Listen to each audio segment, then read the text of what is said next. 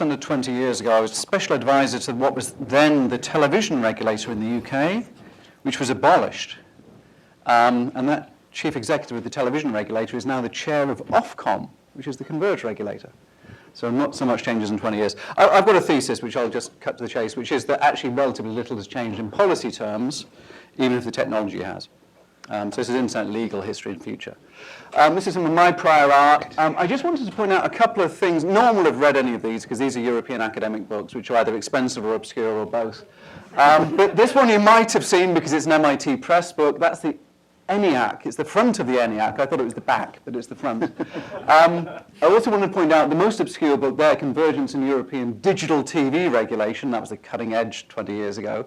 Has a chapter in it which is very much cribbed from Digital Tornado by Robert Pepper that was written in '98. A couple of these are somewhat plagiarizing Tim's work, but he'll forgive me for that, I'm sure. And I also wanted to point out one other thing, which is that what I'm going to end up talking about a little bit is co-regulation, which is the European equivalent of self-regulation, which has been a paradigm which has been around for a long time. So this book was based on a project that I did for the European Commission 11 years ago, talking about how self-regulation had failed on the internet, that the idea of allowing the amount of intermediary relief from liability that we had was not going to work, and that was 11 years ago. I mean, they commissioned it 11 years ago, so imagine how long it takes a bureaucracy to be worried about something before they actually commission work that might tell them something that they don't necessarily have as their current policy. Oh, and just to say, this is from the Warwick Conference of '99 that a few people here were at, which maybe I feel like there's a pressure to have 20 years on conferences happening here. Or actually, given that Christopher's just written an article about 40 years of communications policy, maybe we need to think about some of those dates as well. So I'm not going to go through this, particularly because it turns out I hadn't realized that Eric Goldman has now exposed the fact that only the second most interesting US case of '97 is listed there. ACLU and Reno, given that he's now got a collection about the more interesting case. But you'll notice a pattern here, which is even though I put the European Union on the left and the United States on the right, the European rules are all a couple of years older, a couple of years younger rather than the United States rules. Partly reflecting the fact that back in '97 we were charged by the minute for internet access in Europe.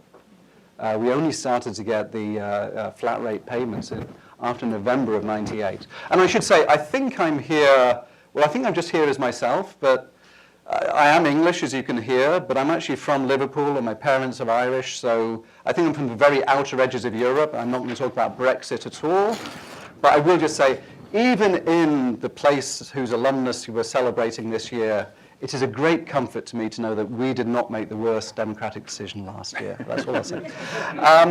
Okay, I've also mentioned, and I apologize to Bruce, I just mentioned a couple of the security incidents that started to come to fruition at the end of the 90s.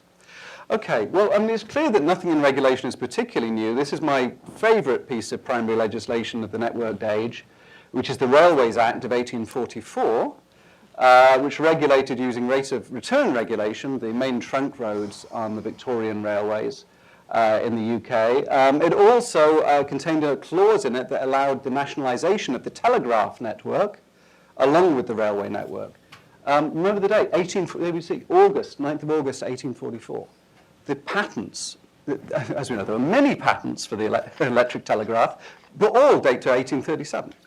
This is pretty heroic regulation when you think about it. This is fairly soon.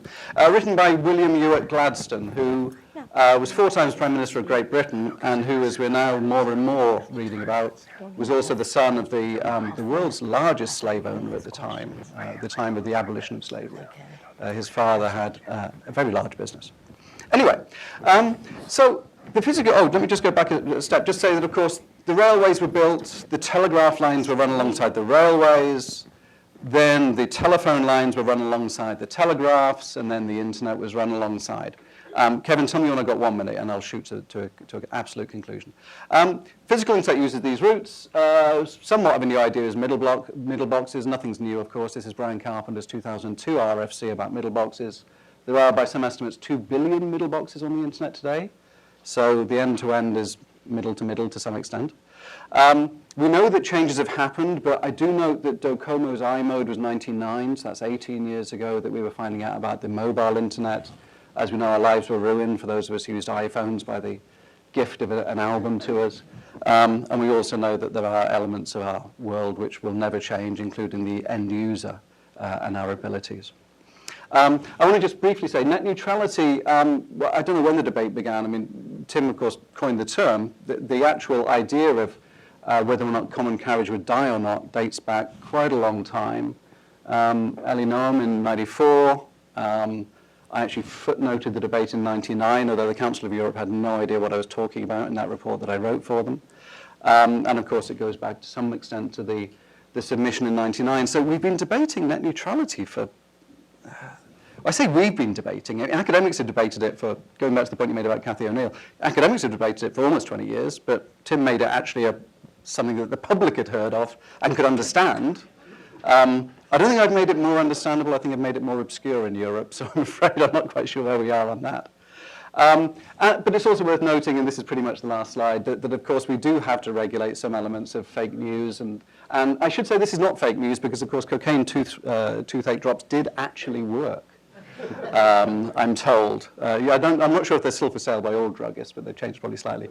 Last slide of all, which is just to say that, of course, a lot of the issues that we're discussing now, the Regulating Code book was out of a European project called Internet Science, which has got its parallels here with data science and also with web science, as you see in the bottom left-hand corner, trying to look not at an interdisciplinary examination, as Dean Garnett said, but also at a transdisciplinary examination. So computer scientists and lawyers and humanities scholars all working together in a way which is not necessarily generally rewarded by the academe, but no doubt we will be rewarded in heaven for trying to do these things. That's something we can discuss in the bar later on, maybe.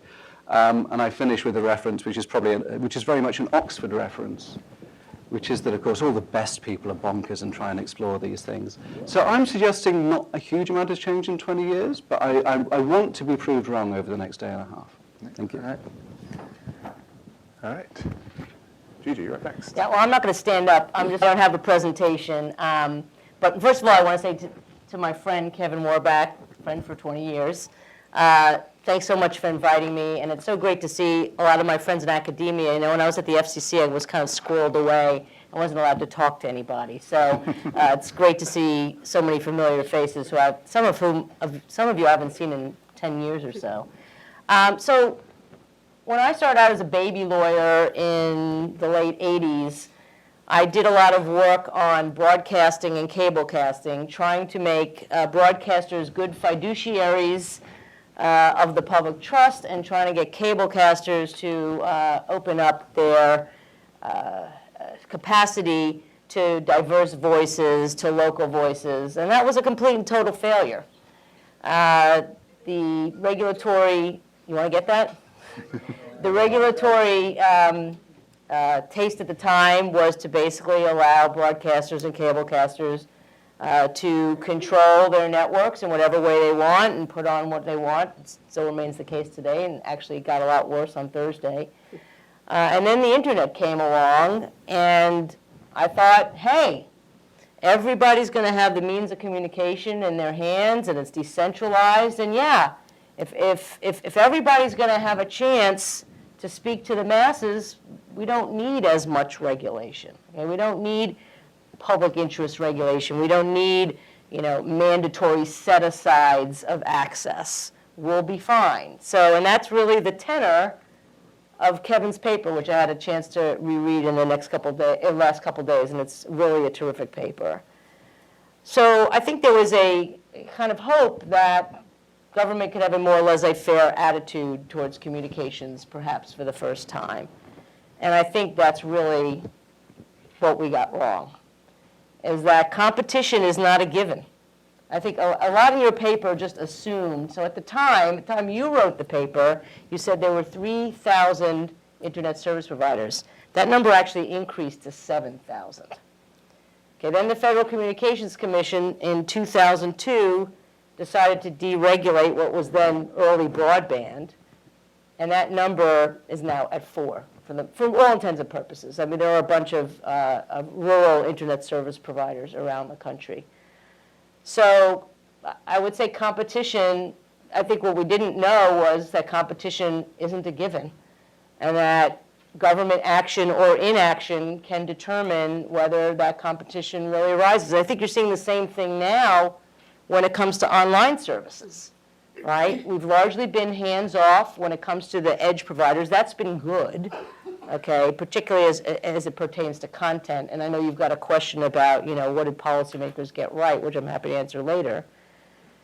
But I do think there was too much of a hands-off attitude, and now we're seeing the results as far as competition policy, as far as antitrust, and now we have a handful, call them GAMFA. I actually think the biggest problems are GAF, not so much GAMFA. I think Google, Amazon, Facebook are the three problematic companies from my perspective, and putting that genie back in the bottle is going to be very, very, very difficult. And I'm very curious to hear people's solutions for how we can get back to a more competitive internet ecosystem. I don't know if people saw, there was a great article, I think it was in yesterday's New York Times, about how Snap is trying to compete with Facebook. And the thing that worries me the most about putting aside net neutrality and the fact that the internet service providers are regional monopolies, everybody knows my position on that. My biggest concern is that even 5 years ago, you had a much more vibrant startup ecosystem. And I think that ecosystem has largely gone away. And this article talks about exactly that, about how Snap's choices are either try to be like Facebook, which is really difficult, or get eaten up by Facebook. There's not many other choices, and I think that's a real loss for the consumer. It's a real loss for innovation. Again, I don't know what we do about it. I hope there'll be some discussion of that today. But I do think our tendency to want so desperately, even among progressives, for government to be hands-off, that we kind of let both the transmission problem and the edge problem kind of metastasize, and now it's really going to be very, very hard to put it back where it should be. Thanks, and thanks for the invitation to be here. I came onto the internet policy scene in about 1999 at the State Department, and was really the recipient of this thinking and the policy frameworks that had been put in place over at the FCC and by the administration in the 90s. And our job at the State Department at the time was to think about how you sell that internationally. That conversation, largely at the international level, was very much through the lens of pure telecommunications, the notion that there was this alternative to the phone system. And while we were here in the United States looking with big eyes at the possibilities and the opportunities that this presented, that was not how it was necessarily received internationally. And I might set Europe in a slightly different category, but thinking really in the sort of UN or more global conversations. And the internet was a threat. It was a huge threat to the traditional telecommunications companies, which for a lot of these countries were some of the single largest sources, or bringing in some of the greatest sources of hard currency in these countries. So the extent to which we were in the United States talking about this alternative, it was not welcomed. And so our talking points were really, I think, out of a lot of these kinds of papers about, no, this is going to bring about opportunity. This is going to be transformative. This is going to bring all sorts of opportunities to your people, to your economies. And I sort of look back now at some of those talking points and kind of smile, because they seem maybe, I don't know if they were simplistic, because the arguments were quite profound, but it was, in a way, a mirror of the dot-com kind of boom in the US was the rhetoric that we were sort of using overseas. And And in many ways, that was right. This was a cross-border technology. This was not the phone company. This was a different way of transmission. But it was undermining really the economics that many of these countries had relied upon. The conversations were really at that time not about security, not about free speech, not about those sorts of issues, which are, if you fast forward 20 years, the things that I think really occupy the international internet policy discussions today. How do we deal with issues related to security, to privacy, and maintain any sort of idea of global interoperability? But that was not the discussion at the time. And if you march through, I think, the early 2000s, we started to see security coming into the discussion, and it was the big powers, right? It was really a geopolitical security discussion among the US and largely Russia at the time, with others dabbling around the edges. And then once countries sort of woke up and discovered that this was, in fact, what the US had sort of said, this was going to be transformative, then the discussion shifted to, well, how do we control for that? How do we control that?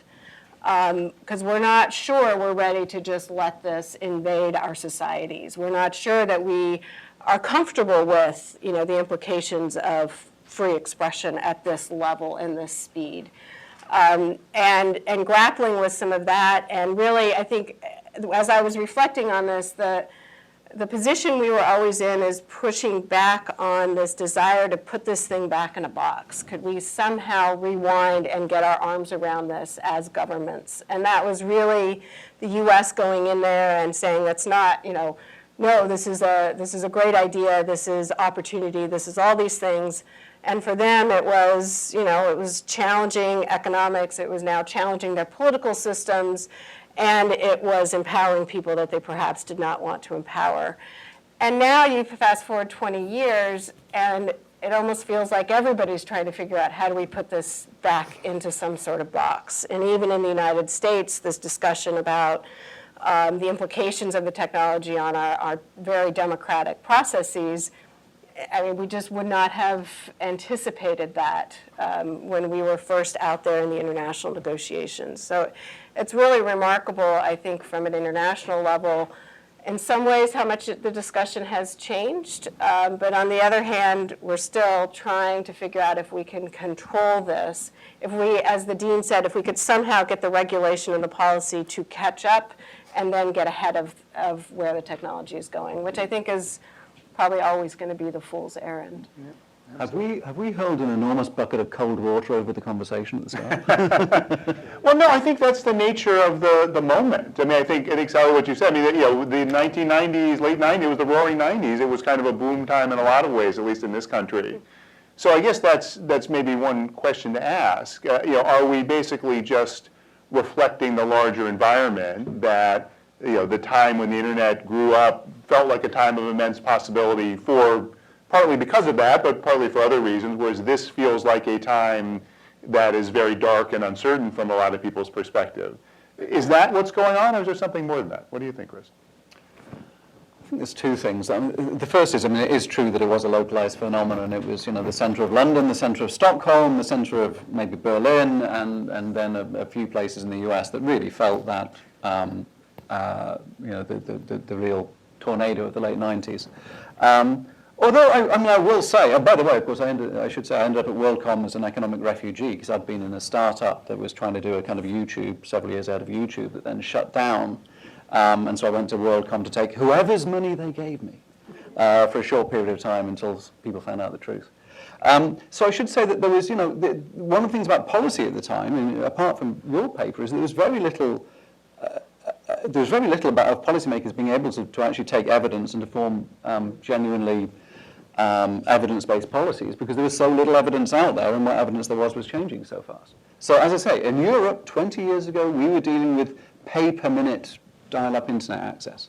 So we were basically, your paper came along, and everyone cited it, because there was absolutely nothing out there that people could cling to. And actually what was in the paper was actually really good advice for people for that first how long are we going to say? That first period of enthusiasm, and that didn't die with the dot-com bust, or for those of us in the telecom industry, the telecom bust that was much bigger the following year, and Arthur Anderson, you're welcome. So there was that whole period of the first, so we say 5 years after the digital tornado paper, when governments around the world were more or less not pushing back on it hard. And for those of you who know about the 2003, the first WSIS meeting in Geneva, that was maybe the first proper hard pushback, although some people talk about these various UN meetings in 2002, which is where you first got Chinese and other governments pushing back against this. So I think it's, I think it's very hard to go back 20 years onto a policy. You've given yourself a hard job here, Kevin, because you look at a paper from 20 years ago, which was absolutely the model that everyone adopted for the following 5 years. Right, but the point is ultimately not the paper, though. The point is sort of the policy approach. So, right. So again, the question is, how much of it was it just localized versus, can we take away something that's relevant now? Yeah, Gigi. Now, look, I don't want to give people the wrong impression. I'm still very bullish on the broadband internet, okay? I mean, it enables everything that's important in our lives, whether it be healthcare, economic opportunity, education. This is why I've been fighting, for the last 30 years to get people access to communications networks. It's essential. I love what you write on page 79 of your paper. You said, despite the increasing levels of internet usage, internet access today is not nearly as essential to most Americans as basic void-grade access to the local phone network. I thought that was so cute. I mean, it's critical. I just think the pendulum has started to swing back, okay? And I have a much different take on the whole, Russia thing. I don't actually think Facebook affected the election. And I also think dealing with the fake news issue is such a difficult, it's like the shiny ball right now, but I've been to many conversations about this. I don't know how you actually fix it, other than people to start just to think critically, right? And people start to learn. I mean, it does amaze me. I asked my wife, I said, when somebody sends you something, posts something on Facebook, do you look to see who actually posted it? And I asked this of about a dozen people, and most people said, no, I don't. I just read it, and you read it and believe it. It's unbelievable to me. So I just think it's a multi-layered, difficult question how you actually deal with it. So I'm still very, very bullish, but I do find it promising that people are looking more critically at the big platforms. Okay? I wish they would look, I think they've already decided that the internet service providers, they hate them, the prices are high, the service is lousy. So now they're focusing their gaze on the much sexier platforms. And I think it's a good thing. I think some skepticism and some oversight is warranted. What I fear is in Washington is that the focus is on the platforms because they tend to be more liberal and progressive in their candidate giving, in their money giving, in their policies. I'm not so sure, at least among some on the Hill, that it's really a very principled stand looking at these folks as opposed to giving them a hard time because they tend to support more progressive causes. So I think, Internet Society, we did a project with our global community on sort of what they think are the future of the internet 5 to 7 years out, and sort of what the challenges would be. And it was quite interesting because, of course, in the West, where we're having this conversation about fake news or about platforms and about this kind of disillusionment to an extent, that was not what we heard from our community outside of those regions. Outside of those regions, it is still the great quote of the internet is life to me. This is my ticket. This is my opportunity space. And it's still all of those things that you were writing about 20 years ago. And, for them, it is, in Cameroon this year, the government had an election or a social political protest, and they shut the thing off. And what does that do to their entire entrepreneurial sector in that country, which actually does exist? It makes it non-viable, right?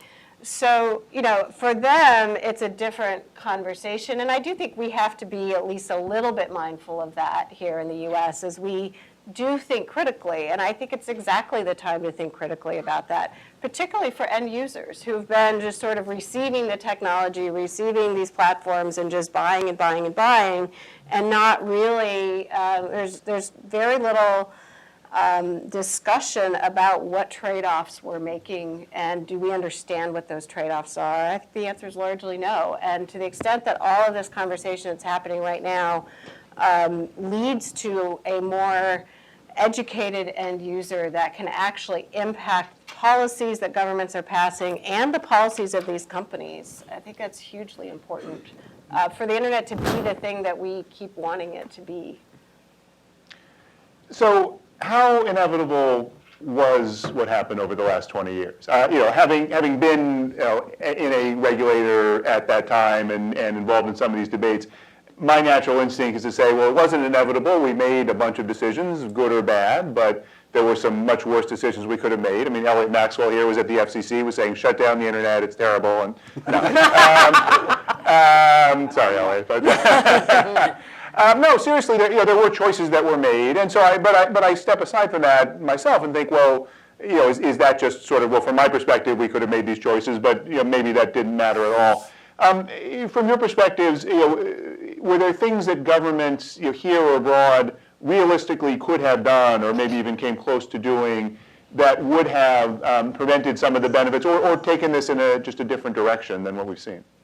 Well, the obvious one is about the more famous 97 case, which is about intermediary liability. So did we need to adopt the US approach to Section 230 CDA and slightly different approach to the DMCA? And the fact is that the European Union more or less copied it, except badly. So didn't even put in the stuff about putback or how to notify properly. So we sort of wholesale adopted the policies that have been followed in the US, and certainly the more I read on 20 years later about Xeon and AOL and the fact that that did somewhat broaden even Congress's perceived approach to it, we did give the online platforms, as we now call them, a very, very broad freedom from liability in that early period. And once you do that, it becomes a very difficult thing to unwind again. And all of this co-regulation stuff, which the European Union talks about all the time, or internet censorship, as you might think of it here, has been about trying to find ways of forcing, I'm trying to use these words very carefully because forcing would suggest regulation, not co-regulation, encouraging corporate social responsibility on the part of the internet platforms to actually exercise much greater control. But of course, in exercising that control, there's, the element of knowing about the content and then being liable for the content is something which is a very difficult thing to reform properly. And I'm sure everyone in here has got a separate idea of how we might do this properly, but we all know that it's extremely difficult to tug at the Gordian knot of intermediary liability. So the fact that we've adopted the approach that we have taken, first in the US, then in Europe, and then in many, many other countries around the world, makes that very, very difficult to resolve. Well, I do think Section 230 is incredibly important. I mean, I would have to disagree with you, and I'm very concerned about efforts that are going on right now to chip away at it. I do think that Section 230 is one of the reasons that we do have a vibrant internet economy. It's not perfect. The courts certainly haven't interpreted it in a perfect way. They've interpreted it as an absolute, I think, ban on liability, which it is not. But I do think it's incredibly important. I would look at two things. When you say this, how do we fix this? Again, I separate, and maybe this is my net neutrality mindset, which is like 24/7 these days since the FCC is about to undo everything I did at the FCC, so I'm very depressed. I look at the transport, and I look at the edge. And I do think the decision in 2002 to reclassify broadband internet access as an information service, as I said before, completely did away with the local competition for internet service. And I think that was an awful, awful decision from which I'm not sure we'll ever recover. So I think that was a huge mistake. The second thing that we have tried to do, I know the Obama administration tried to do, although I'm not sure they tried hard enough, was to try to have a comprehensive privacy scheme for the internet ecosystem. So as some of you may know, that at the FCC we did adopt very strong broadband privacy rules that gave consumers a choice as to whether to give their internet service provider sensitive information of any kind, sensitive or non-sensitive. And Congress repealed that within 60 days of the rules becoming final. That happened in March. It's been interesting to see 16 states have offered laws to, in some cases, would just regulate the internet service providers, and some would regulate the entire internet ecosystem based on the FCC's rules. And I think that not moving forward on comprehensive privacy regulation has been a huge mistake, and that's why we are so vulnerable to these companies essentially making dossiers on us and that we can't do anything about. And picking up on that, I think the overall approach, which I certainly support and have supported of deregulatory or light touch regulation. We wanted to see the market drive security and privacy, and we, I think, thought that would somehow just magically happen. And from the technology point of view, the security developments maybe weren't as happening as quickly as they needed to, but the marketplace pressure from either from users on the one side of the equation or from government on the other hasn't been there to push the kind of protections that end users deserve and require, but also, frankly, now as we're starting to look at it, that the society in general as a polity really requires. And I think it's going to take a long time to put that in place, and the bargain is going to be, I think, very difficult. And if that conversation had started much sooner, and again, I guess I just keep going back to the users have kind of been along for this ride and not understanding, not being told, or being told in sort of cagey terms what the scope of the data collection is, how it's used, and what rights they may or may not have over that. And you talk to an average user, they have no idea, and it's getting more complex. So we haven't trained people in the sort of more simpler days to function in increasing levels of complexity. Yeah, can I just tag on to that? I mean, there's a myth that people don't care about their privacy on the internet, and that's been proven time and again to be wrong. I mean, Pew Internet did a study that showed that like 90% of people care deeply about their privacy and want to control their privacy, but they have no idea how to. And it's been fascinating to see the reaction towards the repeal of those broadband privacy rules I talked about. Those rules actually never went into effect. But members of Congress are still getting hit upside the head whenever they have town halls, which is rarer and rarer these days, because people really saw that as an opportunity to finally have some control over their privacy. So people do care deeply about it, but again, there's been this myth.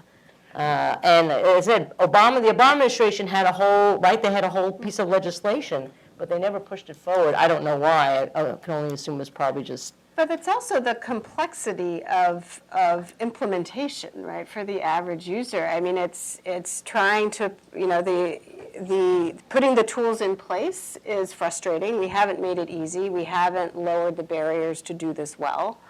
And I think and where's the incentive to really do that? Well, there isn't an incentive, and that's why you need rules. Can I? Okay. Go ahead. Yeah. Let me just break one useful Euro myth to expose, which is that people say, well, the Europeans have comprehensive private privacy, and the United States has patchy privacy.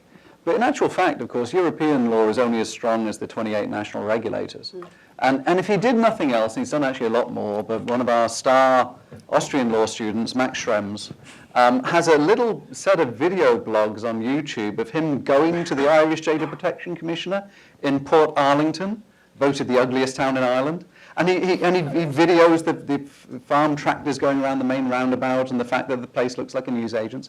And it's worth noting that the actual enforcement action, which has really had teeth on privacy, outside of Germany, where you would expect it to be strong, given the kind of historical strong relationship with privacy there, has actually been from the FTC. I'd rather be regulated by the FTC than the Irish Data Protection Regulator. There, I've said it. The Brit has bashed Europe. You'd expect me to do that. But it is worth noting that there is a line between the rhetoric and the reality, and I will say that on net neutrality, there's a really interesting... Net neutrality, again, in Europe, will be as strong as the precedent set by the regulators in Cyprus and Malta, and Portugal has been in the news a little bit recently.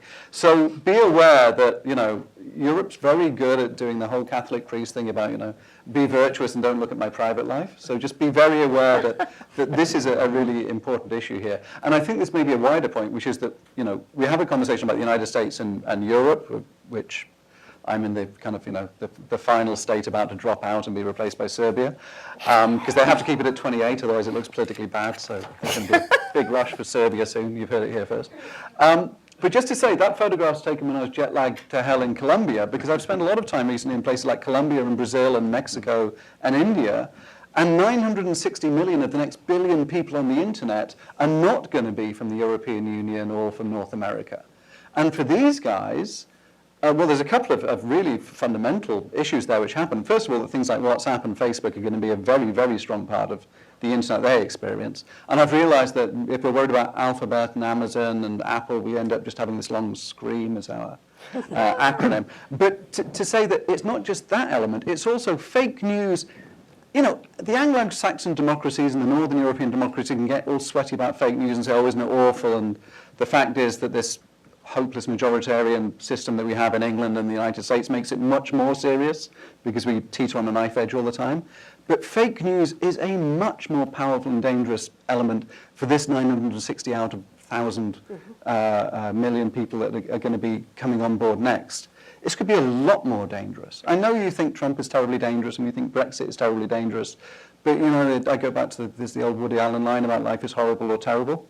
And for us, it can only be horrible. And in some countries, it could be really terrible if these things happen. So it's kind of important for us to find a way that we can regulate these things to make it work somewhat effectively. Because if we can't give an example to countries that are trying to wrestle with these things, that have even less legacy and history of dealing with these things, then some really dramatically bad things could happen to those countries. Yeah, I just think it's more complicated than you think. I mean, we can talk about disclosure, although as a person who, again, as a baby lawyer, used to go to the FCC and ask for disclosure on political ads, it's very easy to get around with that, right? Get around that. You're Americans for puppies and kittens. I mean, so it's, disclosure is a good idea. My former colleague, Andy Schwartzman, who's over there, is working on that right now. But when you say regulated, I just think it's complicated. You could go for like a good housekeeping seal of approval, but I can tell you in this country, like for example, Mozilla, which is one of my fellowships, they're working on something like this. And you can bet they'll come out with a good housekeeping seal of approval for real news, and somebody will say, oh, Mozilla, they're a communist, they're a communist country. I'm not a company. I'm not going to believe them, right? So you're going to get the same kind of polarization. I'm not saying it's not worth a try.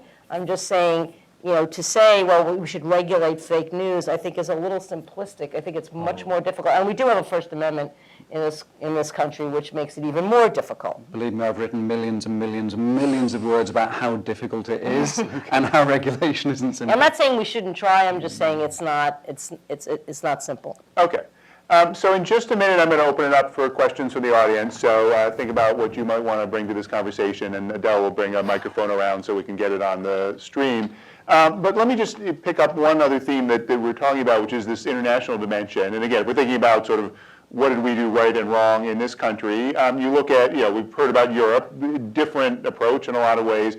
Also, what Dean Garrett was talking about before, China, which clearly has a very, whatever you call it, a very different regulatory, political approach to this technology, and yet clearly is seeing a real boom in a lot of these services, not just domestically.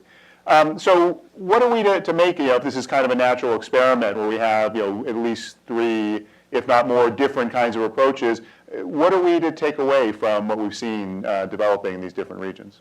Sally, you want to start? Baby pictures. I think, the debate and the tussle for the last 20 years has been about, has been two-sided, I think, really. It's sort of the quote-unquote Western countries that adopted this kind of deregulatory or less regulatory approach versus the rest of the world, so to speak. And you would see that, we saw it countless times, even as more recently as 2012, where, when you literally called for votes in the room, the flags, you could just count them along those lines. So that wasn't all that long ago, right? I do think that that is, that kind of simplistic two-sided debate, as you talked about, is very quickly falling apart. I think we're seeing divisions within the traditional allies that were in a common, that were arguing for a common set of things. Certainly China has enormous influence in any room these days. They will often, in these kind of discussions, get lined up with, China and Saudi Arabia and Russia, and they're all about the same thing. It's much more nuanced than that, and I think that's it's a dangerous alignment to put that together. But when you start dissecting the issues, if you take a security issue, you take an issue like encryption. Countries like the UK found themselves in the Freedom on the Net report from Freedom House this week for efforts to, undermine encryption. So the countries are just not lining up the way they used to, and I'm not exactly sure any of us know what that crescendo looks like. We haven't really had the big international confab since those divisions started emerging. We'll start to see that probably next year. The ITU will be back at it again, so we'll kind of see how that shakes out. But I think the philosophies that kind of kept countries aligned over the last 20 years are not as strong today.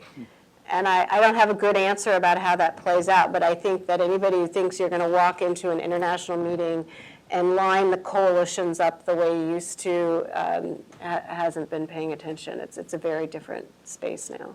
Well, I think also some of the countries have realized the economic power, right? Like, so China is huge in green energy, Yep. right? And transportation. Again, all these things that broadband enables. So I think they're looking at it nowadays. Again, I'm no expert on international, but I'll just posit they're looking at it more from an economic perspective than necessarily a speech perspective or, a civic discourse perspective. It's money. It's about money. There is something very interesting about seeing the Chinese ministry's speeches about internet regulation, which is that they talk in almost word for word sometimes, the same terms as European ministers about co-regulation. About the Chinese government does not directly regulate the internet. What we do is put in broad principles. The companies have the freedom to compete with each other within these broad principles, following the framework that we expect them to follow, to ensure that they're socially responsible and they help the rest of society to sustain the way that they're working. And I actually had an issue, this is 6 years ago now. The British minister wouldn't release his speech from the British-Chinese internet round table. The Chinese minister's speech had been printed word for word in People's Daily.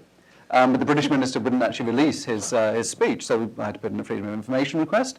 And what was fascinating was that it didn't mention human rights or speech at all. It was all about economics and the opportunities for the companies to work together. The Chinese minister's speech was full of discussion about human rights. It was somewhat different. I mean, look, so there's a couple of things that we really have to bear in mind, when we're speaking in the United States about these things. The First Amendment really is not followed anywhere else in the world. It's all about the European Standard of Freedom of Speech, Article 10 of the European Convention, Article 19 of the International Convention. The other thing to say, which is really interesting, I'm conscious I'm sort of sitting in front looking at Christopher here, which is that it is true that 2002 move away from from common carriage from the point of view of internet companies, was a fork in the road that the United States took very early on in this 20-year period we're talking about, which almost every other country in the world just didn't take that fork. Now, you had a huge advantage, which is that something like, Jerry will correct me on this, but it used to be that something like 70% of the fluid capital in the world was actually invested in the United States, and so that makes it a little easier to trust the market, to innovate and to develop new industries here as compared with Britain. Although it turns out Jersey's got all of that Apple money, so presumably they can innovate like crazy. The final thing to say about the innovation point is that if Brexit happens and Britain leaves the European Union, the European Commission and the European policymakers will be so much less constrained in what they do in this specific field, as well as financial regulation, actually, which is a kind of sister field, if you like. There's going to be potentially huge changes happen when the British handbrake is taken off. Some large member states urge towards regulation. So just be prepared for the fact that things may change more quickly than you expect in Brussels. Okay. Questions? Let's see. Yeah, Sean, you can go first.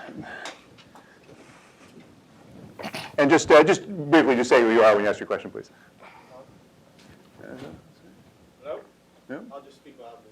Let's see. Should Sean get an Park. answer. I'm a venture. So a button underneath, maybe? Hello? Is it working? Should be answering. If you actually shout at the camera, it may pick it up on that microphone. Hello? Okay, perfect. My name is Sean Park. I'm a VC. We invest in financial services companies. One of the questions I'd be really interested in the panel's taking, the room's take, is before talking about what the right policies or regulations might be today or going forward, what's your view, or how would you react to a hypothesis that our socio-institutional frameworks for policy regulation, both at a national level and international level, are anachronistic? They're trying to deal with something, and the Jack Ma quote early on, a techno-economic system that is moving at a credible speed, that's an enormously complex adaptive system, and yet our institutions, our regulatory policy institutions are moving at an industrial age speed and built for that and optimized over the last 100 years probably, and certainly in democracies, or actually probably in every country. And I have no idea how you might go about affecting that change, but it seems to me a little bit of an elephant in the room that we haven't changed our societal institutions, and I even talked a lot about how we might do that to meet the challenge of and I totally endorse the fact that technologies and economies need regulating and need frameworks, but it seems to me that there's this divergence. Should I just mention, so there's a paper from 1995 by Danny Quah, who's was at the LSE and has been on the done various things with the Bank of England and others. And he talked about in a paper about the heavy metal economy and the weightless economy. And he said the danger is, the metaphor that I have for you, is that the digitally illiterate become the roadkill on the information superhighway. And I give you Uber, or well, take your choice of current platform, effectively regulatory plays, right? Uber or Airbnb or others. So there is an issue here, which I agree with you, which is that there's two elements, right? There's, first of all, that we're regulating for a kind of heavy metal type economy still to a large extent. But the other part of that is that the people who make up our society haven't necessarily been brought along in a way that enables them to be skilled to be in that society. And if they're not, coal miners in Pennsylvania would not take kindly to being called the roadkill on the information superhighway. Or they might, if anyone still remembers what the information superhighway was supposed to be. So I think that there's kind of two sets of issues there. The first is about how we make policy, and it's true that policymakers are not at all accustomed to understanding these things. And there's a whole set of challenges in economics about the economics of free, which I think is still very problematic. For how we deal with things. One of the issues I look at is zero rating, and why zero rating might be a problem, which is an almost impossible thing to explain to policymakers when it comes to the net neutrality debate, as opposed to other ways of approaching these issues. So I think there's the two things. It's how policymakers deal with it, and what we do about the part of society that isn't coming on as fast as we'd like to. I actually think the Obama administration was making strides in getting policymakers and policymaking bodies to be more nimble. This administration doesn't seem to have any interest in that whatsoever. Look, I'm down with the idea that, yes, technology moves faster than policy can, but there are basic principles that we can agree on, and then frankly are, as far as I'm concerned, embodied in the law in a lot of ways, particularly in the communications law, of openness and non-discrimination and privacy and so on and so forth. So, what I don't want, and I was glad to hear your condition at the end, is for us to say, well, policymakers can never keep up, so screw it, right? So, just let it be. It can't be that. It just can't be that. But yes, government could definitely be, as a person who was, after being in the nonprofit sector for 25 years and then going into government for the first time, I was really gobsmacked by the bureaucracy. But I still think we were able to do a lot of good things in a short amount of time, operating under principles. And I do think one other point that I'll make is that, and I think it ties into your point, I do find it somewhat amusing that it seems like every communications industry right now has jumped on the get rid of the FCC bandwagon, when that's actually the agency that has expertise for a lot of these things. So, they want to throw it to the Federal Trade Commission, which really doesn't know how networks work. I mean, they're very good at, regulating some kinds of policies across the board, but not really for looking at how networks work and how networks should work. I know we don't have a lot of time. I was thinking back to the SOPA-PIPA debate some years ago. I don't know how many of you are familiar with that, the Stop Online Privacy Act and all of that excitement. And there was a moment on the Hill when congressperson after congressperson got up to tout the fact that they didn't know anything about the technology. That was a bonus. We were supposed to feel good about this. And I'm struck by, these are the same people that are approving FISA warrants and massive government programs on information collecting and very high-tech decisions are made, whether it's on the Hill, in expert agencies across government. And I think there's some point at which we have to say that just can't be. It can't be a bonus that you don't understand how the technology works. Okay. And it's 20 years and they're still. Okay. We got a lot of people want to ask questions. Okay, let's go over here, Julie. Isn't that amazing? 20 years? So Let I've me invite everyone, both the askers and the answers, try and be quick so we can get as many of these as possible. Go. a quick choose your own adventure question. I want to pick up on Gigi's point about the two issues, and I'd love to know each of you to choose one of them and give a direction that policy could take that would be beneficial in addressing it. One, startups today have two options: be Facebook or be eaten by Facebook. What do we do about it? And the other one is that we're all vulnerable without any friction to companies making dossiers on us that we can't do anything about. Go ahead, answer. Answer. Oh, sure. I think she wants an answer. Not just Facebook, but wider on platforms. I think that, okay, interoperability isn't always a solution, and I accept that there can be problems not just with security, but with competition with interoperability. But I think you have to make efforts, even though that won't solve the problem, right? You can't move your entire social network away from Facebook, and even if Google Plus had a go at it. So I accept that that's a really troublesome problem, but isn't the most troublesome problem the most interesting one that we should try and solve? And the regulating code's all about that. So I think I said what I thought the solution was for privacy. I think we came up with it at the FCC, a very rational way that could both protect privacy, both on the edge and also with regard to internet service providers. The Facebook issue is really complicated. I was talking to somebody the other day who works for Yelp, who has been a real thorn in the side of Google, and in Europe has actually come away with some results. And he said, venture capitalists are just giving less money in the U.S. Maybe you can correct me on this. So the startups are going to Google and Facebook and Amazon for funding, right? So they're kind of trapped. And I don't know, government can't force venture capitalists to give money to startups. There's also the other problem, and this is cultural, and this was also in the Facebook story I mentioned before.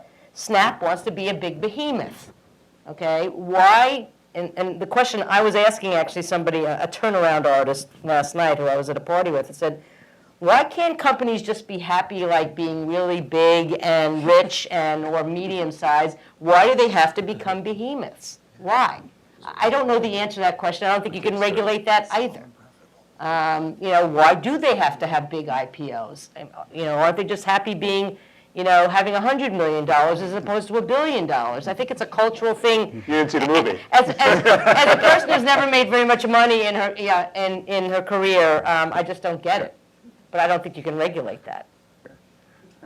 Tim? Sure. Yeah. Hey, thanks. So maybe I'll just make a comment so we get even more Yeah. questions. No one has to feel they have to respond to this. I had to have the feeling, this is a great conference, and I have the feeling, going back looking at this, where it's sort of like we're at the hangover after a big party, discussing, why did I do that? Why did I do this? That's sort of the atmosphere. Maybe we should, that was a good thing I did. And I can't remember some of the things. Tyson, yeah. It's like some of the other things I can't remember anymore. I wanted to just note, one of the things that wasn't mentioned, I'll just say it, is also spectrum policy, a big FCC thing, and I don't want to make any comment on it, but just say that we didn't mention that. And I started thinking about this, when we think about maybe mistakes we made, maybe privacy, let it go too far, and intermediate, who knows. But one really challenging thing, if we're going to learn from mistakes and so forth, is the dynamic aspect of this, which is to say some of the decisions, and I think you look in the late 90s, there was sort of bipartisan or progressive and everybody in conservative consensus about the kind of the Werbach approach. And many of the decisions really may have been the right decisions for that time, the place, and conditions. And so the question, I think, looking back, which is just so challenging, is if you make one set of decisions when you have a set of internet companies which are tiny and small and are infants and you don't want them to get crushed or you don't want to kill this thing, and then later on they become these sort of things that you regret. Is there some way to think about that process as we go forward? Is there, maybe some of these laws should have sunsetted after 10 years or something. Like we'll give them 10 years and then we'll examine 230 again or something, or 512 again, or I don't know what. But it is really the hard question. These were infant industries, decisions were made, and then they seem to lock in forever. All right, let's got a couple more hands up. Let's see, this person over here. Hi, I'm a professor in computer science, so slightly different background. I'm interested in one question because I work on algorithmic accountability, and one thing that changed in 20 years is that we used to have access. We could measure the internet for doing things like knowing which routing protocol was fair or unfair, who violates network neutrality. Now with platforms that are increasingly harder to measure because of term of services, this is getting harder for computer scientists even to document the problem, knowing about data abuse, knowing if data is used for discrimination or others. So is there any way that regulation could protect people in universities that are trying to just measure that, socially? I know there's a case actually right now that is made by some computer scientists to do that. So I was just wondering if you had any comments on that.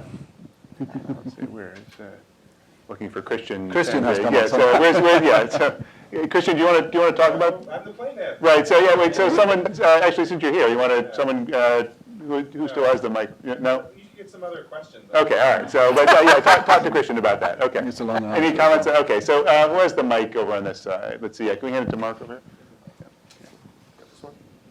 Oh, okay. You got this one. All right. Good. Thanks. It's Mark McCarthy. Mark. I wonder if we don't have in the back of our mind a picture about the way we think technology and competition should work that we should have learned by now is wrong, which is that we should encourage small startups because they'll stay small and they won't grow into giant behemoths. I think, Gigi, you've been pointing out this time and time again in your comments. We've seen this from, let's break up AT&T and create MCI and Sprint. Let's have the cable companies destroy broadcasting. Let's have the software industry destroy IBM. The internet will take on both the cable companies and the telephone companies and the broadcasters. It doesn't happen. Time and time again, we hope it will happen, and it doesn't. So I wonder what that failure, experimental failure, should mean for how we think about policy in this area. What do we need to do differently besides hoping that small companies will take over and stay small? Corporate taxes. You got a question? Anyone have a response to that, or just? Do you want to take a few at once? Okay, sure, go ahead. Okay. I have a humanity question, and it kind of goes like this. We're all worried about the fact that at the end users are being taken along for a ride. We've got the rest of the world about to join them, and there's a worry that they know even less. Should we educate all of these people? And if we do, what do you think the unintended consequence effects are going to be when they all learn? So we've seen some of that as a natural experiment with the Arab Spring. And what happens when people who are no different to anybody where I in got this my room, thought. who just want the same freedoms that we have, what happens when they try to get those freedoms? And I mean, leave aside the minor issues like Facebook wanting to say you couldn't be anonymous on Facebook when you were organizing demos. That's 8 years ago now. That was all happening. Yeah, I mean, democracy is messy, but also the issue about what do we do about the issue that some monopolies or cartels appear to be durable is a couple of things. You hope that new industries grow, and you just try to keep those entry barriers as low as the public interest allows. And I'm not sure beyond that what else you can particularly do, unless you find a particularly toothsome monopoly that you think has to be broken up for the sake of downstream industries. I don't know, I'd rather have an educated citizenry and suffer the unintended consequences than have an ignorant one. I also think we have to kind of be careful about how we speak here. We're all a bunch of elites, most of us are white, talking about those people. Okay, a lot of those people who follow fake news are like my mother and father-in-law, lots of my Facebook friends. I mean, we need to stop talking about them and start talking about us, because all of us are the problem, not just them. And I think the reason we're in the situation in the United States we are in right now is because that's how elites like us talk. Right. I should say half my family's Moroccan, if that helps. Okay, Jason, why don't you get the last question? Sure, Jason Livingood. I'm struck by the very negative comments I've heard from a lot of folks here on the panel, and the questions. It seems to me kind of time to take a victory lap. If you look back 20 years, my goodness, it seems utterly transformative, this internet thing. And I'm surprised that there aren't, more positive comments here from folks about, all the things that have, come out of this the past 20 years to connect the world and create, new opportunities for people and new jobs and bridge, gaps. I feel like we're very much looking back 6 months at sort of the latest, closest issues, and not over the full spectrum of 20 years and saying, wow, a lot of things went really well. But we've taken 20 years of victory laps, right? Well, I think that's a really important point. And what I was at least trying to say in the work that we had been doing with respect to the futures is there is this tendency right now in the U.S. and in Europe perhaps to really focus on all the problems because we have access, for one thing. We are benefiting from it, and so we're now able to step back and say, okay, what are the challenges? But, for many people, first of all, the Internet Society is deeply committed to the Internet. That is why we do what we do, and we believe in it and its power. And our communities around the world, anytime I start feeling sort of in the dumps about it, all you have to do, we have a list just now from our chapters of they're putting connectivity on mountaintops in the country of Georgia because it matters that much to them. There's a chapter in Asia, I think it's in Sri Lanka, that is, creating accessible content for the deaf because it is that important to them. And so I think, Jason, you're absolutely right. I think we have some challenges. We shouldn't turn away from them and all the rest. But I think it would be a shame if the result of a 20-year retrospective on the work that has happened leads to a conclusion that we got it all wrong. Because I certainly don't think that's. No, and nobody said that. I mean, I said I was very bullish, but the fact of the matter is 20% of people in this country don't have access to broadband internet. That's unacceptable. I mean, it is now, despite what you said on page 79, now, the internet has replaced the telephone as the thing that everybody must have to have full participation in society. I know your company is doing the best it can to try to get poor people online, but yesterday, Chairman Pai floated a proposal that would essentially gut the subsidy for poor people to have broadband. I mean, gut it completely and pit the urban poor versus the rural poor. So, it has been great. It's been a great 20 years, but we have much longer to go. And what's going on right now will make it all the harder, at least in this country, to get to full connectivity and realize the promise that we had 20 years ago. What's the equivalent statistic for electricity? Is it 99 point? Well, the telephone was like 99%. Something in that range, yeah. Yeah. Just to say, I think the important thing about the next 20 years is that we would like the next billion and the billion after that to have an experience of as open and enriching an internet as possible. I mean, we don't want the internet to age like we have over 20 years, right? I know. We'd like it to keep getting better. All right, well, I think on that note, that's a good place to start. This was great. Obviously, we're going in lots of different directions here, and we've got lots of interesting issues and challenges, but that's good, because the point here is it's not a neat story, and again, the reason we're here is to try to get into it. So please join me in thanking the panelists for the discussion.